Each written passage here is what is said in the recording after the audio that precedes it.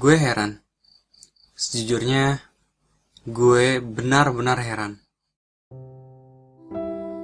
Gue salah satu manusia yang lahir di era 90. Era di mana semua anak-anak masih merasakan yang namanya kebahagiaan. Itu juga kata orang-orang. Gue selalu berpikir dan bertanya, gimana ya kehidupan tanpa besi dan bangunan?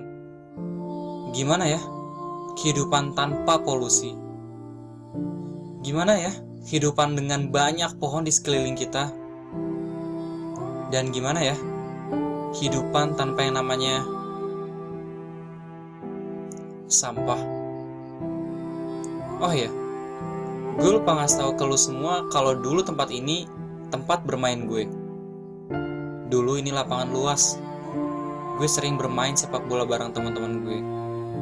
Dan gue berani sumpah kalau ini bukan ulah teman-teman gue, tapi manusia lainnya. Ini ulah gue sama manusia lainnya. Gue gak ngerti gimana cara pikir mereka, terutama untuk orang yang ngelakuin hal ini, merusak keindahan dulu yang pernah orang rasain. Gue selalu berpikir, dengan gue enggak ngebuang sampah sembarangan, lingkungan di sekitar gue enggak akan sekotor ini.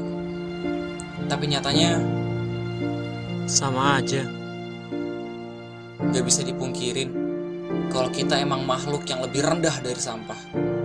Kita sampah kalau kita masih mengira kita berbuat baik, tapi ngebiarin saudara kita gak ngelakuin itu.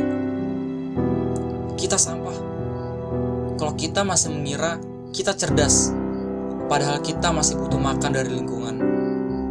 Kita bahkan lebih buruk dari sampah kalau kita sok berpikir yang namanya kemanusiaan, agama, ras, perang, tanpa berpikir bahwa bumi sebentar lagi akan mengantarkan kita di gerbang kepunahan.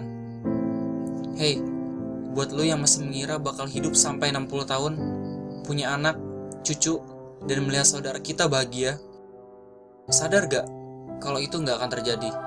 Kalau lo masih menghasilkan yang namanya sampah, bumi akan tenggelam dengan limbah yang sudah kita hasilkan sendiri. Manusia, gue bahkan lo semua yang lihat ini, sadarkah kita bahwa kita mulai dipanggang, dipaksa untuk beradaptasi dengan suhu lingkungan yang sudah tidak normal? Bodohnya, gue juga sadar, baru sadar.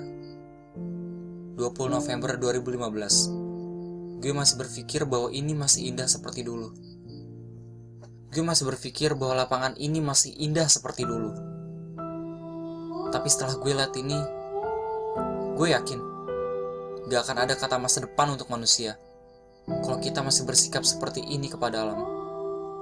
Green Day 2015. Pikirkan sendiri bagaimana solusinya.